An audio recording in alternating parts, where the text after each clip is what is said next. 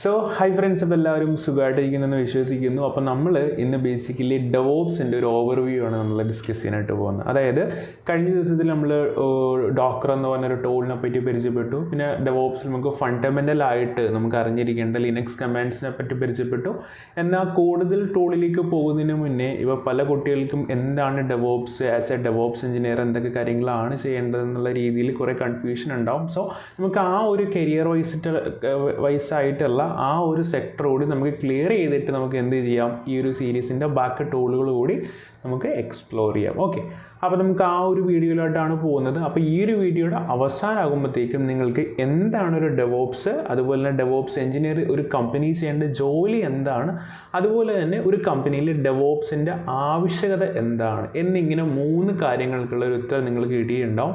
അതുകൊണ്ട് തന്നെ നിങ്ങൾക്ക് നിങ്ങളുടെ കരിയറിൽ നിങ്ങൾക്ക് ഡെവോപ്സ് നിങ്ങൾക്ക് ചൂസ് ചെയ്യാൻ പറ്റുന്നൊരു കരിയർ ആണോ, നിങ്ങൾ ഇതാണോ ആഗ്രഹിച്ചത് എന്നുള്ള രീതിയിൽ നിങ്ങൾക്ക് എന്ത് ചെയ്യാനായിട്ട് സാധിക്കും, നിങ്ങൾക്കൊരു തീരുമാനത്തിൽ എത്താൻ പറ്റുകയും അത് കഴിഞ്ഞതിന് ശേഷം നിങ്ങൾക്ക് ഇൻട്രസ്റ്റഡ് ആണെങ്കിൽ നിങ്ങൾക്ക് കണ്ടിന്യൂ ചെയ്ത് ടൂളുകൾ പഠിക്കാൻ പറ്റുകയും ചെയ്യും. ഓക്കെ, അപ്പോൾ നമുക്ക് അങ്ങനെ ഒരു വീഡിയോയിലേക്ക് പോവാം. ഓക്കെ, അപ്പോൾ ഇത് ഞാൻ ജസ്റ്റ് എൻ്റെ ഒരു ഇൻട്രൊഡക്ഷൻ പറയുന്നതേ ഉള്ളൂ. എൻ്റെ പേര് അഭിജിത്ത് എന്നാണ്. ഞാൻ ബേസിക്കലി സ്കെഡ് നെറ്റ്വർക്ക്സ് എന്ന കമ്പനിയിലാണ് വർക്ക് ചെയ്യുന്നത്, ഡെവോപ്സ് ഫീൽഡിലാണ് വർക്ക് ചെയ്യുന്നത്. ഓക്കെ, ഇനി നമ്മുടെ ആ ഒരു ഇൻഡെക്സ് പറയുന്നതേ ഉള്ളൂ. അതായത് എന്താണ് ഡെവോപ്സ്, അതുപോലെ തന്നെ മോഡേൺ സിസ്റ്റത്തിൽ അല്ലെങ്കിൽ സോഫ്റ്റ്വെയർ ഒരു ഡെവലപ്മെൻറ്റ് സൈക്കിളിൽ ഡെവോപ്സിൻ്റെ പ്രാധാന്യം എന്താണെന്നാണ് നമ്മൾ ഡിസ്കസ് ചെയ്യാനായിട്ട് പോകുന്നത്. ഓക്കെ, അപ്പോൾ എന്താണ് നമുക്ക് ഡെവോപ്സ് നമുക്ക് നോക്കാം. ഓക്കെ, അപ്പോൾ ഡെവോപ്സ് എന്താണെന്ന് മനസ്സിലാക്കാനായിട്ട് അല്ലെങ്കിൽ അതിൻ്റെ ഡീറ്റെയിൽ ആയിട്ട് മനസ്സിലാക്കാനായിട്ട് ഏറ്റവും നല്ലൊരു ഉദാഹരണം എന്ന് പറയുന്നത് നമുക്ക് ഈ പറയുന്ന ഡെവോപ്സ് എന്തുകൊണ്ടാണ് വന്നത് അല്ലെങ്കിൽ എന്ത് പ്രോബ്ലത്തെയാണ് സോൾവ് ചെയ്യുന്നത്.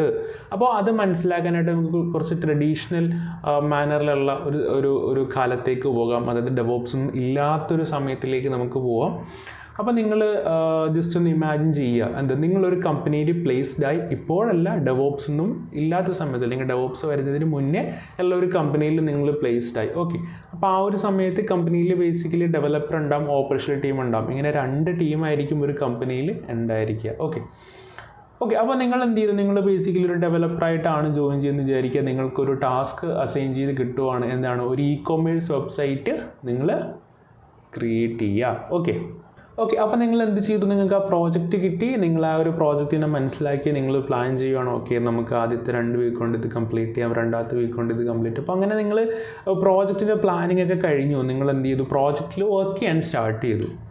അപ്പോൾ പ്രോജക്റ്റിൽ വർക്ക് ചെയ്യാൻ സ്റ്റാർട്ട് ചെയ്തു, നിങ്ങൾ പ്രോജക്റ്റ് ഒരു 1 മന്ത് കൊണ്ട് നിങ്ങൾ കംപ്ലീറ്റ് ചെയ്ത് കഴിഞ്ഞിട്ട് നിങ്ങൾ എന്ത് ചെയ്തു, സ്വാഭാവികമായിട്ടും നിങ്ങളൊരു റൗണ്ട് ഓഫ് ടെസ്റ്റിംഗ് ഒക്കെ കഴിഞ്ഞു. അപ്പോൾ ടെസ്റ്റിംഗ് കഴിഞ്ഞ ശേഷം നിങ്ങൾ എന്ത് ചെയ്യും, നമ്മൾ നേരത്തെ പറഞ്ഞു, അതാണ് ഒരു ഡെവലപ്പർ ടീം ഉണ്ടാവും, ഒരു ഓപ്പറേഷണൽ ടീം ഉണ്ടാവും, അല്ലേ. അപ്പോൾ ടെസ്റ്റിംഗ് കഴിഞ്ഞിട്ട് നിങ്ങളുടെ സൈഡിൽ നിന്നുള്ളൊരു ടെസ്റ്റിംഗ് കഴിഞ്ഞിട്ട് നിങ്ങൾ എന്ത് ചെയ്യും, ഇത് നേരെ ഓപ്പറേഷണൽ ടീമിലേക്ക് അല്ലെങ്കിൽ ഒരു ടെസ്റ്റർക്ക് അയച്ചു കൊടുക്കും. അപ്പോൾ ഇങ്ങനെ കൊടുക്കുന്ന സമയത്ത് ഇവിടെ വരുന്നൊരു പ്രോബ്ലമാണ് ആക്ച്വലി ഈ പറയുന്ന ആപ്ലിക്കേഷൻ ചിലപ്പോൾ ടെസ്റ്ററിൻ്റെ സൈഡിൽ വർക്ക് ചെയ്യണമെന്നില്ല.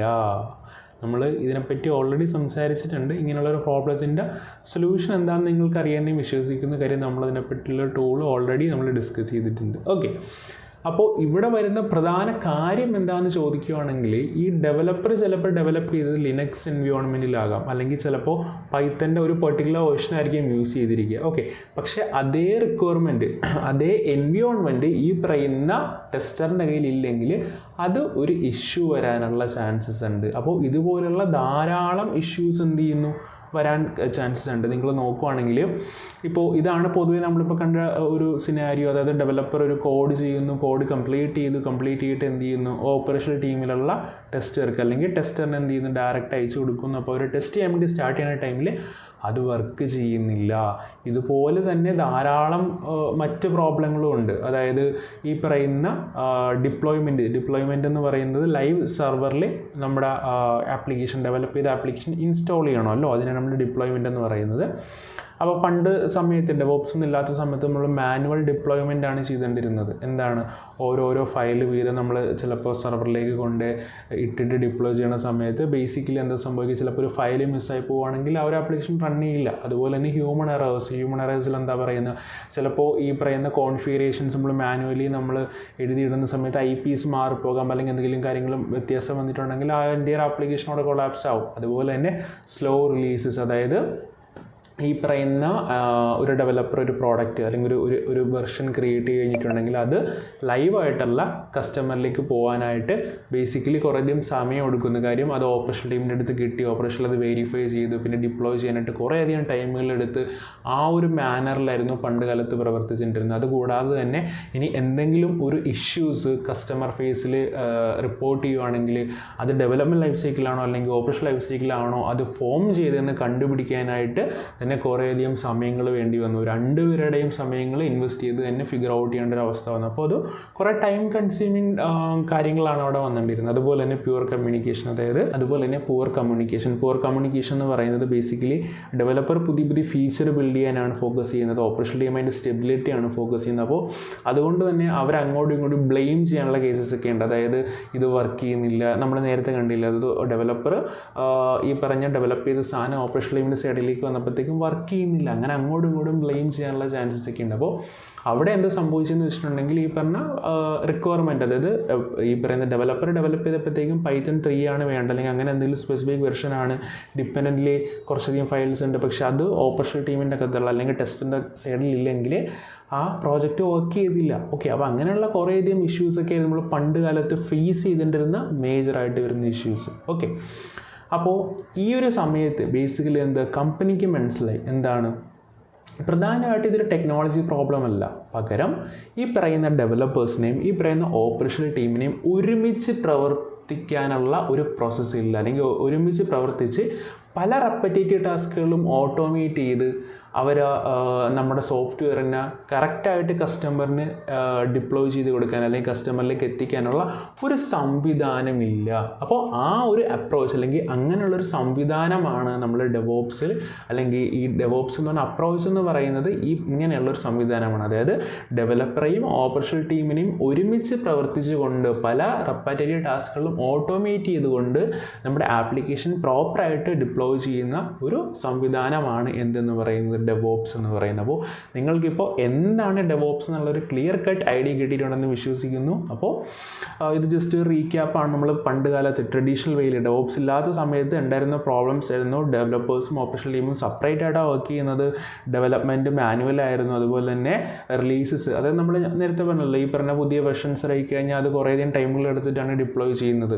ഇപ്പോൾ ഓപ്പറേഷൻ ടീമിലുള്ള ഒരാളില്ല എങ്കിൽ ചിലപ്പോൾ ഡെവലപ്പർ പുതിയൊരു റിലീസ് ക്രിയേറ്റ് ചെയ്ത് കഴിഞ്ഞാൽ ചിലപ്പോൾ ഒരു ദിവസം വെയിറ്റ് ചെയ്യേണ്ടി വരും, അങ്ങനത്തെ ഉള്ള കേസസ് ഒക്കെ ഉണ്ട്. ഓക്കെ, പിന്നെ ബഗ്സ്, പ്രൊഡക്ഷനിൽ ഒരു ബഗ് റിപ്പോർട്ട് ചെയ്യുവാണെങ്കിൽ അത് കണ്ടുപിടിക്കാനും കുറേയധികം ടൈമുകൾ എടുത്തിട്ടിരുന്നു. ഓക്കെ, പിന്നെ അങ്ങോട്ടും ഇങ്ങോട്ടും ബ്ലെയിം ചെയ്യുന്നൊരവസ്ഥ. അപ്പോൾ ഇതൊക്കെയായിരുന്നു പ്രധാനമായിട്ടും പണ്ട് കാലത്ത് ഉണ്ടായിരുന്ന പ്രോബ്ലം. അപ്പോൾ ഇതൊക്കെ സോൾവ് ചെയ്തത് എന്താണ് ഡെവോപ്സ് എന്ന് പറയുന്ന അപ്രോച്ചിലൂടെയാണ്. അപ്പോൾ ഡെവോപ്സ് എന്ന് പറഞ്ഞാൽ വിച്ച് ഇസ് എ ഡെവലപ്മെൻറ്റ്, അതുപോലെ തന്നെ ഓപ്പറേഷൻ ടീം, അതിൻ്റെ കോമ്പിനേഷൻ, ഇവർ തമ്മിൽ ഒരുമിച്ച് പ്രവർത്തിക്കാനുള്ള ഒരു ഫീൽഡാണ് ആക്ച്വലി ഡെവോപ്സ് എന്ന് പറഞ്ഞത്. അതുകൊണ്ടാണ് ഇവിടെ ഡെവലപ്മെൻറ്റ് കം ഓപ്പറേഷൻ എന്ന് പറയുന്നത് ഡെവോപ്സ് നമ്മൾ ഇട്ടിരിക്കുന്നത്. ഓക്കെ, പിന്നെ ഇതിൻ്റെ ഒരു ഡെഫിനേഷനാണ്, ഇതിൽ സെറ്റ് ഓഫ് പ്രാക്ടീസസ് നമ്മൾ ഫോളോ ചെയ്യണം. എന്തിനാണ് അത് ഡെവലപ്പേഴ്സിനെയും ഓപ്പറേഷൻ ടീമിനെ ഹെൽപ്പ് ചെയ്തുകൊണ്ട് നമ്മുടെ സോഫ്റ്റ്വെയറിൻ്റെ ഡെവലപ്മെൻറ്റ് സൈക്കിൾ അല്ലെങ്കിൽ അതിൻ്റെ ഡെലിവറി കുറച്ചൊരു ഫാസ്റ്റ് ആകും വിത്ത് ഫ്യൂവർ എറേഴ്സ്. ഓക്കെ, അപ്പോൾ നിങ്ങൾക്ക് ഏകദേശം ഡെവോപ്സ് എന്താണ് എന്നുള്ള ഒരു ഐഡിയ കിട്ടിയിട്ടുണ്ടെന്ന് വിശ്വസിക്കുന്നു. അപ്പോൾ ഇത് ഡെവലപ്മെൻറ്റ് അല്ലെങ്കിൽ ഇത് ഡെവോപ്സ് ലൈഫ് സൈക്കിളിൽ വരുന്ന ഒരു ലൈഫ് സൈക്കിളാണ്. അതായത്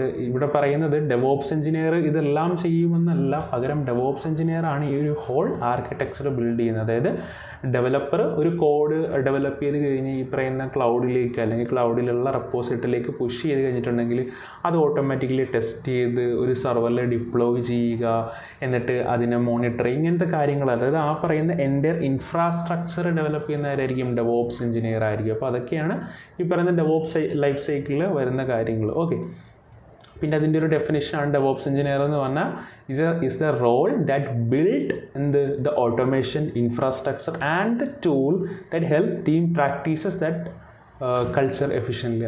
ഓക്കെ, അതായത് നമ്മുടെ ഡെവോപ്സ് എഞ്ചിനീയർ എന്ന് പറയുന്ന ആളാണ് ബേസിക്കലി ഈ പറയുന്ന ഇൻഫ്രാസ്ട്രക്ചർ ബിൽഡ് ചെയ്യുന്നതും പല റെപ്പറ്റേറ്റീവ് ടാസ്കുകൾ ഓട്ടോമേറ്റ് ചെയ്തുകൊണ്ട് ഈ പറയുന്ന സോഫ്റ്റ്വെയർ ഡെലിവറി കുറച്ചുകൂടി ഫാസ്റ്റർ ആൻഡ് ഫ്യൂവർ അവേഴ്സിൽ സാധ്യമാക്കുന്നത്. ഓക്കെ, ഇനി ഇത് ബേസിക്കലി പുതിയ കമ്പനിയിലുള്ള ഡെവോപ്സ് മെത്തേഡിലും ഡെവോപ്സ് ഇല്ലാത്ത ഒരു മെത്തഡോളജിയിലും വർക്ക് ചെയ്യുന്നൊരു അപ്രോച്ചാണ്. നിങ്ങൾ നോക്കിക്കഴിഞ്ഞാൽ മനസ്സിലാവും. വിത്തൗട്ട് ഡെവോപ്സ് ആണെങ്കിൽ നിങ്ങൾ നോക്കുവാണെങ്കിൽ എന്താണ്, ഡെവലപ്പർ ഒരു ബഗ് കണ്ടുപിടിച്ചു, അപ്പോൾ ബഗ് ഫിക്സ് ചെയ്യുന്ന സമയത്ത് ഫിക്സ് ചെയ്ത് കഴിഞ്ഞിട്ടുണ്ടെങ്കിൽ അത് മെയിൽ അയച്ച് കൊടുക്കണം, ആ മെയിൽ ഓപ്പറേഷൻ കാണണം, കണ്ടിട്ട് അത് കുറേയധികം ടൈമുകൾ എടുത്തിട്ടാണ് ഡിപ്ലോയ് ചെയ്യുന്നത്. അപ്പോൾ നിങ്ങളൊന്ന് ആലോചിച്ച് നോക്കി, ഇപ്പോൾ കസ്റ്റമർ നമ്മളൊരു ഡിപ്ലോയ്മെൻറ്റ് കഴിഞ്ഞു, അപ്പോൾ അല്ലെങ്കിൽ ഒരു ഇൻസ്റ്റാളേഷൻ കഴിഞ്ഞ് പുതിയൊരു വെർഷനിലേക്ക് അപ്ഗ്രേഡ് ആയി, അപ്പോൾ കസ്റ്റമർ ഒരു ഇഷ്യൂ റിപ്പോർട്ട് ചെയ്തു. ഓക്കെ, ആ ഒരു ഇഷ്യൂവിനുള്ള ഫിക്സ് ഡെവലപ്പർ കുറച്ച് ടൈമിനുള്ളിൽ തന്നെ ഇട്ടിട്ടുണ്ടെങ്കിലും അത് ഓപ്പറേഷൻ ടീം അത് നോക്കി വെരിഫൈ ചെയ്ത് ഡിപ്ലോയ് ചെയ്യാൻ ചിലപ്പോൾ മണിക്കൂറുകൾ എടുക്കും. അപ്പോൾ അതുവരെ കസ്റ്റമറിൻ്റെ കയ്യിൽ എറർ അല്ലെങ്കിൽ കസ്റ്റമർ ഇതിങ്ങനെ ഫേസ് ചെയ്യേണ്ടിരിക്കും. അപ്പോൾ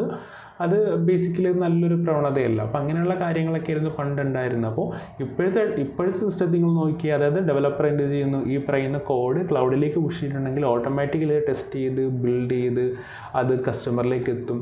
എന്തെങ്കിലും ബഗ്ഗുകൾ കസ്റ്റമറിൻ്റെ സൈഡിൽ ഫേസ് ചെയ്താൽ അത് നമ്മൾക്ക് ഡെവോപ്സ് എഞ്ചിനീയറിൻ്റെ മോണിറ്ററിംഗ് സിസ്റ്റത്തിൽ നമുക്ക് എന്ത് ചെയ്യാൻ പറ്റും, അത് അനലൈസ് ചെയ്യാനുള്ള കാര്യങ്ങളൊക്കെ നമുക്ക് ചെയ്യാനായിട്ട് പറ്റും. ഓക്കെ, അപ്പോൾ ഈ താഴെ കാണിച്ചിരിക്കുന്ന ഫിഗറിൽ കുറേയധികം ടൂളുകളെ പറ്റി നിങ്ങൾക്ക് കാണാൻ പറ്റും. അതൊന്നും ഇപ്പോൾ ഓർത്ത് വെറി ചെയ്യണമെങ്കിൽ വളരെ സിമ്പിളായിട്ടാണ് ഇപ്പോൾ പറഞ്ഞത്. ഓക്കെ, അപ്പോൾ അങ്ങനെ മാത്രം നിങ്ങൾ മനസ്സിലാക്കുക. ഇതിൻ്റെ ലൈഫ് സൈക്കിളിൽ നമുക്ക് ഡീറ്റെയിൽ ആയിട്ട് പോകാം. ഓക്കെ, ഇനി എന്താണ് how modern software is delivered. അതായത് നമ്മളിപ്പോൾ ഡെവോപ്സ് ഇല്ലാത്ത സമയം അല്ലെങ്കിൽ ആ ഒരു കാലഘട്ടത്തെ പറ്റി നമ്മൾ സംസാരിച്ചു അല്ലേ. ഇനി നമുക്ക് ഡെവോപ്സിൽ എങ്ങനെയാണ് ഒരു സോഫ്റ്റ്വെയർ ഉണ്ടാക്കി അത് ഡെലിവറി ചെയ്യുന്നത് എന്ന കാര്യത്തെ പറ്റി ഡീറ്റെയിൽ ആയിട്ട് നോക്കാം. അപ്പോൾ അത് നോക്കുന്നതിലൂടെ ഈ ഓരോ ടൂളുകളുടെയും പ്രാധാന്യവും ഓരോ ടൂളുകളും ഏതൊക്കെ ടൈമിലാണ് യൂസ് ചെയ്യേണ്ടതെന്നും നിങ്ങൾക്ക് ഡീറ്റെയിൽ ആയിട്ട് മനസ്സിലാകും. സോ അതിനുശേഷം നിങ്ങൾക്ക് ഈ പറയുന്ന ഡെവോപ്സിലെ ജേർണി കുറച്ചുകൂടി എളുപ്പത്തിൽ നിങ്ങൾക്ക് കൈകാര്യം ചെയ്യാൻ പറ്റും. ഓക്കെ, അപ്പോൾ നമുക്ക് നോക്കാം. അപ്പോൾ ഞാൻ ആക്ച്വലി ഇവിടെ ഒരു പടം വെച്ചിട്ടുണ്ടല്ലോ, അത് developer, GitHub, CI/CD, Docker, cloud users മുന്നിട്ട് ഇങ്ങനെ കുറേയധികം പടം വെച്ചിട്ടുണ്ടല്ലോ. അപ്പോൾ ഇതെല്ലാം ഓരോരോ ഫേസസ് ആണ്. നിങ്ങളിപ്പോൾ ഇതൊന്നും ആലോചിച്ച് യാതൊരു വെറിനെസ്സും അടിക്കേണ്ട. നമ്മൾ ഈ ഒരു സെഷൻ്റെ എൻഡിലാകുമ്പോഴത്തേക്ക് നിങ്ങൾക്ക് ഈ ഓരോ പിക്ചറും എന്താണെന്നുള്ള ഒരു ക്ലിയർ ക്ലാരിറ്റി നിങ്ങൾക്ക് കിട്ടിയിട്ടുണ്ടാവും. ഓക്കെ, അപ്പോൾ നമ്മളൊരു റിയൽ വേൾഡ് സിനാരിയോ എടുക്കാം. നിങ്ങളൊരു കമ്പനിയിൽ ജോയിൻ ചെയ്തു. ഓക്കെ, അതായത് ഡെവോപ്സ് ഒക്കെ ഇംപ്ലിമെൻ്റ് ആയിട്ടുള്ള ഇപ്പോഴത്തെ തലമുറയിലുള്ള അല്ലെങ്കിൽ ഇപ്പോഴത്തെ മോഡേൺ ആർക്കിടെക്ചറിൽ വർക്ക് ചെയ്യുന്ന ഒരു കമ്പനിയിൽ നിങ്ങൾ ജോയിൻ ചെയ്തു. നിങ്ങളൊരു ഡെവലപ്പറായിട്ട് അല്ലെങ്കിൽ ഡെവോപ്സ് എഞ്ചിനീയറായിട്ട് ജോയിൻ ചെയ്തു. അപ്പോൾ ആ കമ്പനിയിലൊരു പ്രോഡക്റ്റ് ഉണ്ട്. ഓക്കെ, ലെറ്റ്സ് ഒരു വെബ്സൈറ്റ് ആണെന്ന് വിചാരിക്കുക. ഓക്കെ, അപ്പോൾ ക്ലയൻറ്റ് പറയുകയാണ് അവർക്ക് ആ വെബ്സൈറ്റിൻ്റെ ഡാർക്ക് തീം വേണം. വൈറ്റ് തീം മാത്രമേ ഉള്ളൂ, അപ്പോൾ നമുക്ക് ഡാർക്ക് തീം വേണം. അപ്പോൾ ക്ലയൻറ്റിൻ്റെ റിക്വയർമെൻറ്റ് കിട്ടിക്കഴിഞ്ഞിട്ടുണ്ടെങ്കിൽ ഓക്കെ, കമ്പനി അത് അക്സെപ്റ്റ് ചെയ്യും. Okay, we will do that. അങ്ങനെ ആ ഒരു പ്രോജക്റ്റ് അല്ലെങ്കിൽ ആ ഒരു ടാസ്ക് നിങ്ങൾക്ക് എത്തുകയാണ്. അപ്പോൾ നിങ്ങൾ എന്ത് ചെയ്തു, നിങ്ങളതൊക്കെ പ്ലാൻ ചെയ്യുന്നു, അതിൽ വർക്ക് ചെയ്യാൻ സ്റ്റാർട്ട് ചെയ്യുന്നു. ആൻഡ് നിങ്ങൾ പ്രോജക്റ്റൊക്കെ കംപ്ലീറ്റ് ചെയ്തു അല്ലെങ്കിൽ ആ ഒരു പെർട്ടിക്കുലർ വെർഷനിൽ ആ ഒരു ഫിക്സ് ഇട്ടു അല്ലെങ്കിൽ ഒരു ഫീച്ചർ നിങ്ങൾ ഇംപ്ലിമെൻറ്റ് ചെയ്തു. ഓക്കെ, അപ്പോൾ വൺസ് നിങ്ങൾ ഈ പറയുന്ന VS കോഡിൽ കോഡ് ഡെവലപ്പ് ചെയ്ത് നിങ്ങളുടെ ഒരു റൗണ്ട് ഓഫ് ടെസ്റ്റിംഗ് ഒക്കെ കഴിഞ്ഞിട്ടുണ്ടെങ്കിൽ ഒക്കെ അപ്പോൾ നോക്കുമ്പോഴത്തേക്ക് ഡാർക്ക് തീം എനേബിൾ ആവുന്നുണ്ട്. ഇനി എന്തായിരിക്കും നിങ്ങളുടെ ടാസ്ക്? അപ്പോൾ ഇനിയുള്ള കാര്യം എന്താണെന്ന് വെച്ചിട്ടുണ്ടെങ്കിൽ എന്താ കാര്യം ചെയ്യണമെന്ന് വെച്ചിട്ടുണ്ടെങ്കിൽ വൺസ് കോഡ് ഡെവലപ്പ് ചെയ്തിട്ടുണ്ടെങ്കിൽ ബേസിക്കലി ഇതിനെ ക്ലൗഡ് അല്ലെങ്കിൽ ഗിറ്റബ് പോലുള്ള ഒരു ക്ലൗഡ് പ്ലാറ്റ്ഫോമിലേക്ക് അപ്ലോഡ് ചെയ്യും. അതായത് ബേസിക്കലി ഇപ്പോൾ നമ്മുടെ കയ്യിൽ ഗൂഗിൾ ഫോട്ടോസൊക്കെ യൂസ് ചെയ്യാറില്ലേ. ഇപ്പോൾ നമ്മുടെ കയ്യിൽ ഗ്യാലറിയിൽ ഫോട്ടോസ് ഉണ്ട്, പക്ഷേ നമ്മൾ ചിലപ്പോൾ ഗൂഗിൾ ഫോട്ടോസിൽ അത് അപ്ലോഡ് ചെയ്ത് വെക്കും. എന്തുകൊണ്ടാണ്? കാര്യം നമ്മുടെ കയ്യിൽ നിന്ന് ഫോട്ടോസ് പോലും ഗൂഗിൾ ഫോട്ടോസിലുണ്ട്. അത് മാത്രമല്ല, ഗൂഗിൾ ഫോട്ടോസിൽ എന്തെങ്കിലും ഒരു ഫോൾഡർ ഉണ്ടാക്കി അതിൻ്റെ അകത്തേക്ക് ഫോട്ടോ ഇട്ടിട്ട് ആ ഫോൾഡർ ആർക്കെങ്കിലും നമുക്ക് ഷെയർ ചെയ്ത് കൊടുക്കാൻ പറ്റും. നമ്മുടെ കൂട്ടുകാർക്ക് ഷെയർ ചെയ്ത് കൊടുക്കാൻ പറ്റും. ഫ്രണ്ട്സ് ഫോട്ടോസൊക്കെ ആണെങ്കിലും അതുപോലെ തന്നെ അവരുടെ കയ്യിലുള്ള ഫോട്ടോസും ആ ഒരു ഫോൾഡറിലേക്ക് ഷെയർ ചെയ്യാൻ പറ്റും. അപ്പോൾ അങ്ങനെയുള്ള കോൺട്രിബ്യൂഷൻസ് ചെയ്യാൻ പറ്റും അല്ലേ. അപ്പോൾ അങ്ങനെ ധാരാളം ഫീച്ചേഴ്സ് ഉണ്ട്. അതുപോലെ തന്നെ നമ്മുടെ കയ്യിൽ നിന്ന് ഫോട്ടോ പോലും ക്ലൗഡിൽ ആ ഫോട്ടോസ് ഉണ്ടാവും അല്ലേ. അതുപോലെ തന്നെ നമ്മൾ ഈ ഗിറ്റ് ഹബ് എന്ന് പറഞ്ഞ പ്ലാറ്റ്ഫോം ബേസിക്കലി കോഡ് മെയിൻറ്റെയിൻ ചെയ്യാനുള്ള പ്ലാറ്റ്ഫോമാണ്. എന്താണ് കോഡ്? അതായത് നമ്മുടെ പ്രോജക്റ്റിൻ്റെ കോഡ് ഈ പറയുന്ന ക്ലൗഡിൽ മെയിൻറ്റെയിൻ ചെയ്യാൻ പറ്റും. സോ അതിനായിട്ടുള്ള ഈ പറയുന്ന ഫോട്ടോസ് സൂക്ഷിക്കാൻ ഗൂഗിൾ ഫോട്ടോസ് ആണെങ്കിൽ ഈ പറയുന്ന കോഡ് സൂക്ഷിക്കാനായിട്ട് നമുക്ക് ഗിറ്റ് ഹബ് പോലുള്ള പ്ലാറ്റ്ഫോംസ് അവൈലബിൾ ആണ്. അപ്പോൾ അവിടെ ബേസിക്കലി ഒരു ഫോൾഡർ ക്രിയേറ്റ് ചെയ്തിട്ട് അതിൻ്റെ അകത്തേക്ക് നമ്മുടെ പ്രോജക്റ്റിൻ്റെ സോഴ്സ് കോഡിനെ കൊണ്ട് ഇടാനായിട്ട് സാധിക്കും. അപ്പോൾ ആ ഒരു പ്രോജക്റ്റിന് നമുക്ക് നമ്മുടെ കൂട്ടുകാർക്കോ അല്ലെങ്കിൽ നമ്മൾക്ക് ആർക്കാണോ വേണ്ടത് അവർക്ക് നമുക്ക് അയച്ചു കൊടുക്കാനും അവർക്കും അതിൽ കോൺട്രിബ്യൂട്ട് ചെയ്യാനും പറ്റും. സോ അങ്ങനെയുള്ള ഒരു പ്ലാറ്റ്ഫോമാണ് ഗിറ്റ് ഹബ് എന്ന് പറയുന്നത്. ഓക്കെ, അപ്പോൾ നിങ്ങൾ ജസ്റ്റ് ഇതൊക്കെ എന്തൊക്കെയാണെന്ന് മാത്രം നിങ്ങൾ മനസ്സിലാക്കി വെക്കുക. നിങ്ങൾ ഇതിലേക്ക് ഡീറ്റെയിൽ ആയിട്ട് അല്ലെങ്കിൽ ഓവറായിട്ടൊന്നും നിങ്ങൾ ചിന്തിച്ച് പോവണ്ട. ഈ പറയുന്ന ഗിറ്റ് ഹബ് എന്ന് പറഞ്ഞിട്ടുണ്ടെങ്കിൽ കോഡ് സൂക്ഷിക്കാനായിട്ടുള്ള ഒരു പ്ലാറ്റ്ഫോമായിട്ടൊക്കെ മാത്രം കരുതുക. നമ്മൾ ഡീറ്റെയിൽ ആയിട്ട് ഈ ടൂളിനെ പറ്റി പഠിക്കുന്ന സമയത്ത് എന്തൊക്കെയാണെന്നുള്ളത് നമുക്ക് നോക്കാം. ഓക്കെ, ഇനി ഗിറ്റ് ഹബ് എന്തിനൊക്കെ ഹെൽപ്പ് ചെയ്യണമെന്ന് പറയുന്ന ബേസിക്കലി ഗിറ്റ് ഹബ് ഉപയോഗിച്ചുകൊണ്ട് നമുക്ക് ഞാൻ നേരത്തെ പറഞ്ഞല്ലോ ഗൂഗിൾ ഫോട്ടോസിൻ്റെ ഗുണം എന്താണ്? ഫോട്ടോസ് നമ്മുടെ ഇന്ന് പോലും ക്ലൗഡിൽ കിടക്കുന്നുണ്ടാവും അല്ലേ. അതുപോലെ തന്നെ ഈ ഗിറ്റ് ഹബിൽ കോഡ് സൂക്ഷിക്കുന്നതിലൂടെ നമ്മുടെ കയ്യിൽ നിന്ന് കോഡ് പോയാലും ക്ലൗഡിലുണ്ടാവും. അതുകൊണ്ടാണ് ഗിറ്റബിൻ്റെ ഫീച്ചേഴ്സ് അല്ലെങ്കിൽ അത് എന്തിനൊക്കെ ഹെൽപ്പ് ചെയ്യുമെന്ന് ചോദിക്കുമ്പോഴത്തേക്കും ബാക്കപ്പ് ഹെൽപ്പ് ചെയ്യുന്നുണ്ട്. പിന്നെ ടീം കൊളാബറേഷൻ, ബാക്കിയുള്ള ആൾക്കാർക്ക് ഈ പറയുന്ന കോഡ് കാണാനും അതിലേക്ക് കോഡ് ചേഞ്ച് വരുത്തി അപ്ലോഡ് ചെയ്യാനൊക്കെ പറ്റും. പിന്നെ ഹിസ്റ്ററീസ് മെയിൻറ്റെയിൻ ചെയ്യുന്നുണ്ടാവും. അതൊക്കെ നമുക്ക് ഡീറ്റെയിൽ ആയിട്ട് നോക്കാം. ഇതിൻ്റെ ജസ്റ്റ് നിങ്ങൾ കേട്ടിരുന്നാൽ മാത്രം മതി. ഹിസ്റ്ററീസ് മെയിൻറ്റെയിൻ ചെയ്യുന്നുണ്ടാവും. പിന്നെ റോൾ ബാക്ക് എന്ന് പറഞ്ഞാൽ നമ്മൾ പല വെർഷൻസ് ആയിട്ടായിരിക്കും കോഡ് അപ്ലോഡ് ചെയ്യുന്നത്. അപ്പോൾ ഓരോരോ വെർഷനിലോട്ടൊക്കെ നമുക്ക് ചെക്കൗട്ട് ചെയ്ത് പോകാനായിട്ടൊക്കെ സാധിക്കും. ഓക്കെ, നമ്മൾ ജസ്റ്റ് ഇതൊക്കെ മാത്രം ആലോചിച്ചിരുന്നാൽ മതി. ഓക്കെ, നമുക്ക് ഡീറ്റെയിൽ ആയിട്ട് നമുക്ക് പിന്നീട് നോക്കാം. ഓക്കെ, ഇനി അടുത്തത് വിത്തൗട്ട് CI/CD. അതായത് ഇത് ബേസിക്കലി പറയുന്നത് ഇപ്പോൾ പണ്ട് കാലത്ത് നമ്മളൊരു ഫിക്സ് ഇട്ടാൽ ഇപ്പോൾ നമ്മൾ അതിൽ ഫീച്ചർ ഉണ്ട്. ഇനി ആ ഫീച്ചർ എങ്ങനെയായിരിക്കും നമ്മൾ ഈ പറയുന്ന ലൈവ് കസ്റ്റമർ സെർവറിലേക്ക് എത്തിക്കുക? CI/CD ഇല്ലാത്ത സമയത്താണെങ്കിൽ ഇങ്ങനെയായിരിക്കും. അത് ഡെവലപ്പർ എന്ത് ചെയ്യുന്നു, ആ ഒരു ഫീച്ചറിന് അല്ലെങ്കിൽ ഒരു കോഡിനെ ഒരു സിപ്പാക്കി കൺവേർട്ട് ചെയ്യുന്നു, എന്നിട്ട് മെയിൽ അയക്കുന്നു ഓപ്പറേഷണൽ ടീമിലേക്ക്. ഓപ്പറേഷണൽ ടീം മെയിൽ വായിച്ച് നോക്കി ഇന്ന കാര്യങ്ങളൊക്കെയാണ് ഫിക്സ് ഇട്ടിരിക്കുന്നത്. അപ്പോൾ ഓപ്പറേഷണൽ ടീം എന്ത് ചെയ്യുക, ഒരു ഫയലിനെ ഡൗൺലോഡ് ചെയ്യുന്നു, സെർവറിലേക്ക് 1 by 1 ഫയലായിട്ടായിരിക്കും ചിലപ്പോൾ കോപ്പി ചെയ്യുന്നത്. എന്നിട്ട് എന്ത് ചെയ്യുന്നു, സെർവർ റീസ്റ്റാർട്ട് ചെയ്യുന്നു. ആൻഡ് ദെൻ ആ ഒരു ഇംപ്ലിമെൻറ്റ് അല്ലെങ്കിൽ ആ ഒരു ഫീച്ചർ എന്ത് ചെയ്യുന്നു, പ്രൊഡക്ഷൻ സെർവറിൽ ഇംപ്ലിമെൻറ്റ് ചെയ്യുന്നു. അപ്പോൾ ഇങ്ങനെയായിരിക്കും CI/CD ഇല്ലാത്ത സമയത്ത് പോയിക്കൊണ്ടിരുന്നത്. പക്ഷേ ഇവിടെ കുറേയധികം പ്രശ്നങ്ങളുണ്ട്. ആ ഓപ്പറേഷൻ ടീമിലുള്ള ഒരാൾ ലീവ് ആണെങ്കിൽ എന്ത് ചെയ്യും?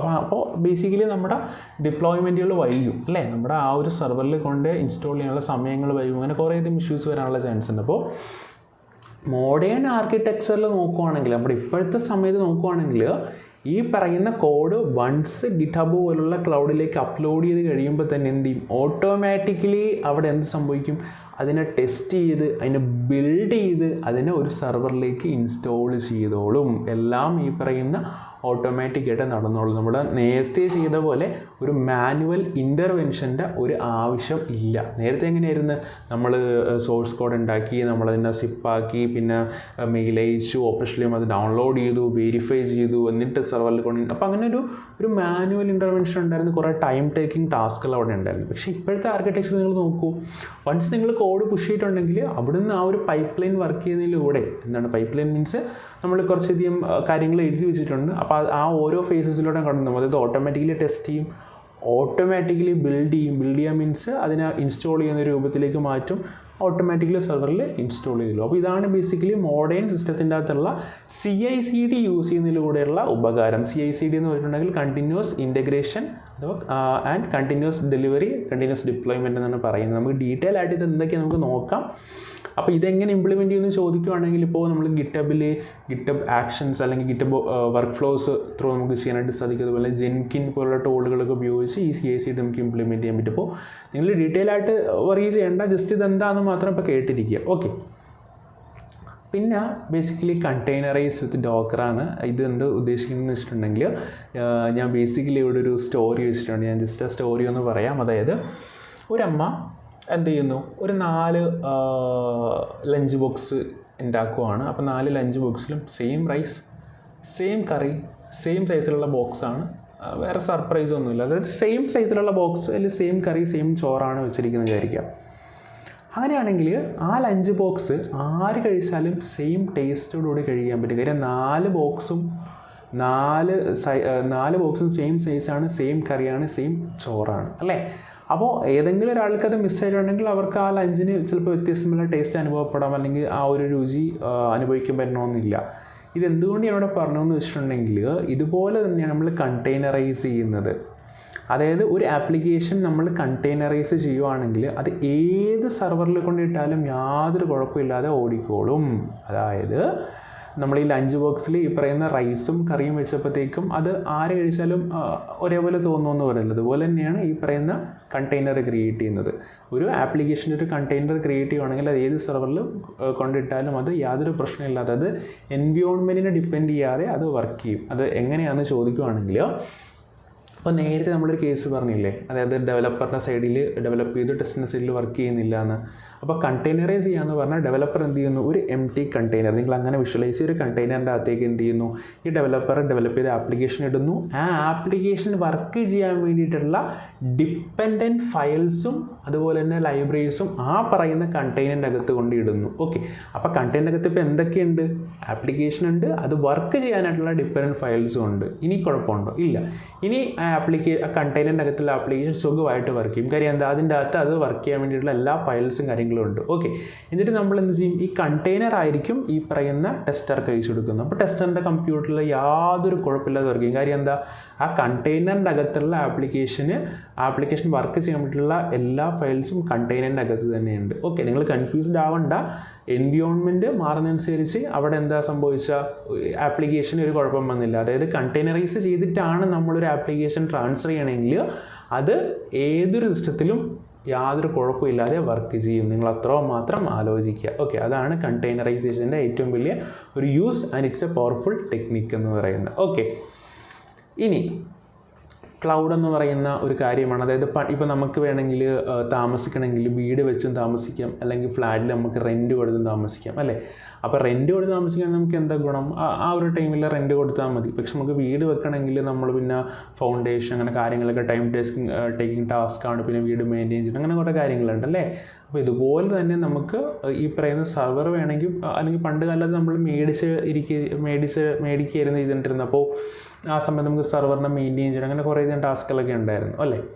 എന്നാൽ ഇപ്പം അങ്ങനെയാണോ? അല്ല, ഇപ്പം നമുക്ക് ഫ്ലാറ്റിൽ ഇപ്പോൾ നമുക്ക് താമസിക്കുന്ന പോലെ തന്നെ നമുക്ക് എന്ത് ചെയ്യും, ഈ പറയുന്ന സർവേഴ്സ് പ്രൊവൈഡ് ചെയ്യുന്ന സെൻറ്റേഴ്സ് ഉണ്ട്, like AWS, GCP, Microsoft assure. അപ്പോൾ അവിടെ ചെന്ന് നമുക്ക് എന്ത് ചെയ്യാം, പൈസ അടച്ചുകൊണ്ട് നമുക്ക് ഒരു സർവർ നമുക്ക് റെൻറ്റിന് മേടിക്കാം. നമുക്ക് ആ സർവറിൽ നമുക്ക് ഡിപ്ലോയ് ചെയ്യാം, നമുക്ക് ഇഷ്ടമുള്ള കാര്യങ്ങളെല്ലാം ചെയ്യാനായിട്ട് സാധിക്കും. അപ്പോൾ അതാണ് ഒരു റെൻ്റൽ സർവീസ് എന്നുകൊണ്ട് ഉദ്ദേശിക്കുന്നത്. ഓക്കെ, അപ്പോൾ ഇതാണ് ബേസിക്കലി ക്ലൗഡ് എന്ന് പറഞ്ഞാൽ. അപ്പോൾ ഇതിൽ വരുന്ന AWSഉം GCP, മൈക്രോസോഫ്റ്റ് അഷ്യൂറൊക്കെ നമുക്ക് നോക്കാം. അപ്പോൾ ഇത് ജസ്റ്റ് ഇങ്ങനെ മാത്രം ആലോചിച്ചിരിക്കുക. നമുക്ക് ഇനിയിപ്പോൾ ഈ ഒരു കാലഘട്ടത്തിൽ നമുക്ക് സർവർ മേടിക്കേണ്ട ആവശ്യമില്ല. ഒരു ബിസിനസ്സൊക്കെ സ്റ്റാർട്ട് ചെയ്യുവാണെങ്കിൽ നമുക്കിതുപോലെയുള്ള റെൻ്റൽ തരുന്ന സർവീസ് പ്രൊവൈഡേഴ്സിൻ്റെ അടുത്ത് നമുക്കൊരു സർവർ റെൻറ്റിന് നമുക്ക് മേടിക്കാനായിട്ട് സാധിക്കും. ഓക്കെ, അടുത്തത് ബേസിക്കലി മോണിറ്ററിങ് പാർട്ടാണ്. വൺ ഓഫ് ദ ഇമ്പോർട്ടൻ്റ് ആയിട്ടുള്ളൊരു കാര്യമാണ് മോണിറ്ററിങ് പാർട്ട്. അതായത് ഇപ്പോൾ മോണിറ്ററിങ്ങിൻ്റെ ഇമ്പോർട്ടൻ്റ് അല്ലെങ്കിൽ ഒരു ശക്തി എന്താണെന്ന് മനസ്സിലായിട്ട്, ഇപ്പോൾ നിങ്ങളൊരു പ്രോഡക്റ്റ് ബേസ്ഡ് കമ്പനിയിൽ വർക്ക് ചെയ്യുകയാണ്. ഓക്കെ, അപ്പോൾ നിങ്ങളുടെ പ്രോഡക്റ്റ് നിങ്ങൾ ഡിപ്ലോയ്മെൻ്റ് ഒക്കെ കഴിഞ്ഞു, നിങ്ങൾ ആക്ച്വലി ഉറങ്ങാനായിട്ട് കിടന്നു. പക്ഷേ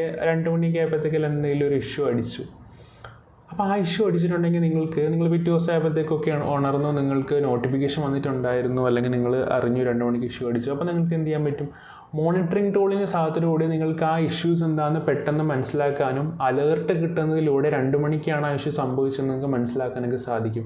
അപ്പോൾ നിങ്ങൾക്ക് എന്ത് ചെയ്യാൻ പറ്റും, ആ ഒരു ടൈം ലൈനിലുള്ള ലോഗ്സൊക്കെ ചെക്ക് ചെയ്യുന്നതിലൂടെ എന്താണ് ഇഷ്യൂ, ഏത് സർവീസ് അല്ലെങ്കിൽ ഏത് കമ്പോണൻ്റ് ആണ് നിന്ന് പോയതെന്ന് നിങ്ങൾക്ക് മനസ്സിലാക്കി ആ ഒരു ഇഷ്യൂസ് നിങ്ങൾക്ക് സോൾവ് അല്ലെങ്കിൽ റിസോൾവ് ചെയ്യാനായിട്ട് സാധിക്കും, അല്ലേ? അപ്പോൾ ഇങ്ങനെയുള്ള കാര്യങ്ങളൊക്കെയാണ് നമുക്ക് എന്ത് ചെയ്യാൻ പറ്റും, മോണിറ്ററിംഗ് ടൂളിൻ്റെ ഒരു ഉപയോഗം എന്ന് അല്ലെങ്കിൽ ശക്തി എന്ന് പറയുന്നത്. ഇപ്പോൾ നിങ്ങൾ കമ്പനിയിൽ വർക്ക് ചെയ്യേണ്ടിയിരിക്കുന്നു, ചിലപ്പോൾ പ്രൊഡക്ഷൻ അല്ലെങ്കിൽ ലൈവ് കസ്റ്റമറുടെ സൈഡിൽ എന്തെങ്കിലും ഒരു സർവീസ് ഡൗൺ ആയപ്പോൾ നിങ്ങൾ എന്ത് ചെയ്യും, അൺടിൽ കസ്റ്റമർ പറഞ്ഞു കഴിഞ്ഞാൽ ചിലപ്പോൾ അറിയാൻ പറ്റും. പക്ഷേ നിങ്ങൾക്കതിന് മുന്നേ അറിയണം. അതിന് വേണ്ടിയിട്ട് ഇങ്ങനെയുള്ള മോണിറ്ററിംഗ് ടൂൾസുകൾ യൂസ് ചെയ്യുകയാണെങ്കിൽ ഏതെങ്കിലും ഒരു കമ്പോണൻറ്റ് ഡൗൺ ആയാൽ തന്നെ നിങ്ങൾക്ക് അലേർട്ട് വരികയും നിങ്ങൾക്കത് ചെന്നിട്ട് ഇഷ്യൂസ് റിസോൾവ് ചെയ്ത് റീസ്റ്റാർട്ട് ചെയ്യാനുള്ള ഒരു കാര്യങ്ങൾ നിങ്ങൾക്ക് കിട്ടും. അപ്പോൾ ഇങ്ങനെയുള്ള കാര്യങ്ങളൊക്കെ സാധ്യമാകുന്നത് ഇതുപോലുള്ള മോണിറ്ററിംഗ് ടൂളിൻ്റെ സഹായത്തോടു കൂടിയാണ്. അതുകൊണ്ട് തന്നെ മോണിറ്ററിംഗ് ടൂൾ വളരെ ഇമ്പോർട്ടൻ്റ് ആയിട്ടുള്ളൊരു ഫാക്ടറാണ് ഒരു കമ്പനിയിൽ. അല്ലെങ്കിൽ ഓക്കെ, ഇനി നിങ്ങൾക്ക് ഈ ഒരു ലാഡറിലേക്ക് നോക്കുകയാണെങ്കിൽ നിങ്ങൾക്ക് ക്ലിയർ ആയിട്ടുള്ളൊരു ക്ലാരിറ്റി ഉണ്ടാവും എന്താണ് ഡെവലപ്പർ, അതുപോലെ GitHub, CI/CD, Docker, cloud users, monitor. അപ്പോൾ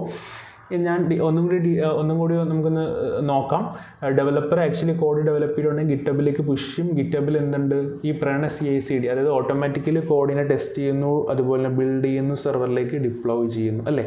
അപ്പോൾ നമുക്ക് ഈ CI/CD നമുക്ക് സെർവറിലേക്ക് ഡിപ്ലോയ് ചെയ്യുന്നത് നമുക്ക് അതായത് ഓട്ടോമാറ്റിക്കലി കോഡ് ടെസ്റ്റ് ചെയ്യുന്നു, ബിൽഡ് ചെയ്യുന്നു, അങ്ങനെ മാത്രമാക്കി നമുക്ക് സെറ്റ് ചെയ്യാൻ പറ്റും.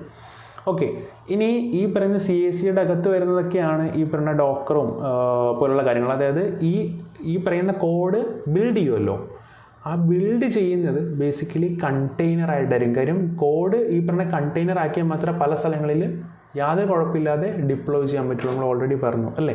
അപ്പോൾ അതുകൊണ്ടാണ് ഇവിടെ CI/CD കഴിഞ്ഞിട്ട് ഡോക്കർ എന്നിട്ടിരിക്കുന്നത്. ഡോക്കർ എന്ന് പറഞ്ഞാൽ ആ കണ്ടെയ്നറൈസ് ചെയ്യാൻ ഉപയോഗിക്കുന്ന ഒരു ടൂളാണ്. ഓക്കെ, പിന്നെ അതിനെവിടെയായിരിക്കും കണ്ടെയ്നറൈസ്, വൺസ് കണ്ടെയ്നർ ആയിക്കഴിഞ്ഞാൽ എവിടെ ഡിപ്ലോയ് ചെയ്യും, ക്ലൗഡിൽ, അതായത് ക്ലൗഡിലുള്ള സെർവറിലായിരിക്കും ഡിപ്ലോയ് ചെയ്യുന്നത്. അതുകൊണ്ടാണ് ഡെവലപ്പർ കോഡ് പുഷ് ചെയ്ത് ഗിറ്റബിലേക്ക്, ഗിറ്റബിൽ നിന്ന് CI/CD വർക്ക് ചെയ്തിട്ട് ഒരു കണ്ടെയ്നർ ആക്കി. അതുകൊണ്ടാണ് ഡോക്കറോടെ പറഞ്ഞിരിക്കുന്നത്. എന്നിട്ട് ആ കണ്ടെയ്നർ എന്ത് ചെയ്തു, ക്ലൗഡ് എന്ന് പറഞ്ഞാൽ ഒരു ക്ലൗഡ് മെഷീനിലേക്ക് ഇൻസ്റ്റാൾ ചെയ്തു. അപ്പോൾ യൂസറിന് യൂസ് ചെയ്യാൻ പറ്റും. എന്നിട്ട് നമ്മൾ മോണിറ്ററിംഗ് ടൂളുകൾ ഉപയോഗിച്ച് എൻ്റെ കാര്യത്തിലുള്ള കാര്യങ്ങൾ മനസ്സിലാക്കും. ഓക്കെ, അപ്പോൾ ഇങ്ങനെയുള്ള ഇൻഫ്രാസ്ട്രക്ചർ ബിൽഡിംഗ് ആണ് ബേസിക്കലി ഈ പറയുന്ന DevOps എഞ്ചിനീയറിൻ്റെ ജോലി, അല്ലേ? അപ്പോൾ ഇതിനും അപ്പുറം കുറേ ഉണ്ട്. പക്ഷേ ഇതാണ് ഫണ്ടമെൻ്റലി നമ്മൾ കാര്യങ്ങൾ ചെയ്യേണ്ടത്. കാര്യം നമ്മുടെ പ്രധാന ഉദ്ദേശം, ഡെവോപ്സ് എഞ്ചിനീയറിൻ്റെ പ്രധാന ഉദ്ദേശം എന്ന് പറയുന്നത് ഈ പറയുന്ന ഈ ഡെവലപ്മെൻറ്റ് ലൈഫ് സൈക്കിൾ ക്രിയേറ്റ് ചെയ്യുക ആൻഡ് ഇങ്ങനെയുള്ള മോണിറ്ററിങ് കാര്യങ്ങൾ ശ്രദ്ധിക്കുക. ഒരു എൻറ്റയർ ആപ്ലിക്കേഷനെ വളരെ ഫാസ്റ്ററായിട്ട് കസ്റ്റമറിൻ്റെ കയ്യിൽ എത്തിക്കുക, യാതൊരു പ്രശ്നമില്ലാതെ തന്നെ വർക്ക് ചെയ്യിക്കേണ്ടി സഹായിക്കുക. ഓക്കെ, അപ്പോൾ നിങ്ങൾക്കിപ്പോൾ ഒരു ഡെവോപ്സ് എഞ്ചിനീയർ എന്തൊക്കെയാണ് ചെയ്യേണ്ടത്, അല്ലെങ്കിൽ എങ്ങനെയാണ് ഒരു കമ്പനിയിൽ വർക്ക് ചെയ്യേണ്ടതിൻ്റെ ഇമ്പോർട്ടൻസ് എല്ലാം നിങ്ങൾക്ക് മനസ്സിലായി. നിങ്ങൾക്ക് ഈ ഒരു ഫീൽഡിൽ ഇൻട്രസ്റ്റ് ഉണ്ടോ എന്ന് മാത്രം നിങ്ങൾ മനസ്സിലാക്കി കഴിയുമ്പോൾ എങ്ങനെയാണെങ്കിൽ നമ്മുടെ കമ്മ്യൂണിറ്റിയിൽ നിങ്ങൾക്ക് ജോയിൻ ചെയ്യാം. നമുക്ക് വാട്സപ്പ് ഗ്രൂപ്പ് ഉണ്ട്, അതിൽ ജോയിൻ ചെയ്ത് നമുക്ക് വരുന്ന അപ്ഡേറ്റുകളെല്ലാം മനസ്സിലാക്കി കാര്യങ്ങൾ ഡീറ്റെയിൽ ആയിട്ട് പഠിക്കാനായിട്ട് സാധിക്കും. ഓക്കെ, അപ്പോൾ നമുക്ക് നിങ്ങൾക്ക് എല്ലാവർക്കും മനസ്സിലായെന്ന് വിശ്വസിക്കുന്നു. വീഡിയോ ഉപകാരപ്പെട്ടെങ്കിൽ നിങ്ങളൊന്ന് തംസപ്പ് ചെയ്യുക, അപ്പോൾ നമുക്കറിയാൻ പറ്റും. ആൻഡ് നമുക്ക് അടുത്ത് വിളിക്കണം. ബൈ.